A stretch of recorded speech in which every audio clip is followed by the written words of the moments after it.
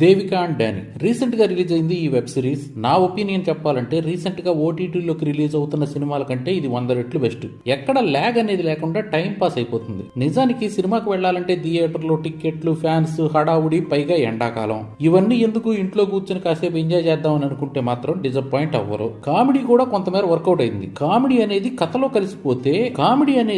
కలిసిపోతే వచ్చే కిక్కే వేరు. అయితే ఎలాంటి అడల్ట్ కంటెంట్ గానీ, వల్గర్ డైలాగ్స్ గానీ లేని ఒక క్లీన్ వెబ్ సిరీస్ ఇది. ఇక కథ విషయానికి వస్తే సింపుల్ కథ. ఎక్కువ కాంప్లికేటెడ్ గా మెదడుకు పదును పెట్టే సీన్లు ఏమీ లేవు. ఒక నిశ్చితార్థం జరిగి పెళ్లి కోసం ఎదురు చూస్తున్న అమ్మాయికి డానీ అనే హ్యాండ్సమ్ కుర్రోడి పరిచయం ఎలాంటి పరిస్థితుల్ని క్రియేట్ చేసింది అన్నదే ఈ వెబ్ సిరీస్. ఈ మధ్య కాలంలో రిలీజ్ అవుతున్న సినిమాలతో పోలిస్తే ప్రొడక్షన్ వాల్యూస్ గానీ, బీజిఎం గానీ బాగానే ఉన్నాయి. నటన విషయం పెద్దగా మాట్లాడుకోవాల్సిన అవసరం లేదు. ఎందుకంటే డైరెక్టర్ ఒక్క క్యారెక్టర్ ను కూడా ఇన్వాల్వ్ అయి నటించాలి అన్న రీతిలో డిజైన్ చేయాల. సింపుల్ గా డిజైన్ చేశారు. నటీనటులందరూ సింపుల్ గా యాక్ట్ చేశారు. ముఖ్యంగా రీతు వర్మ గారి యాక్టింగ్ బాగుంది. అయితే కొంచెం ఆత్మలు, అవి పడే బాధలు అన్న కాన్సెప్ట్ ఇంతకు ముందు కూడా చూసేసి ఉన్నాం కాబట్టి అంత థ్రిల్లింగ్ గా అనిపించదు. మొత్తానికి టైం పాస్ అస్సలు అవ్వడం లేదు. ఏదైనా సరే చూసేయాలి అని కసి మీద ఉన్నవారు వెంటనే చూసేయండి. మిగతా వారు మీ ఇష్టం. వీడియో మొత్తం చూడడానికి కింద ఉన్న లింక్ మీద నొక్కండి. అలాగే సబ్స్క్రైబ్ చేసుకోవడానికి కింద ఉన్న సబ్స్క్రైబ్ బటన్ మీద నొక్కండి.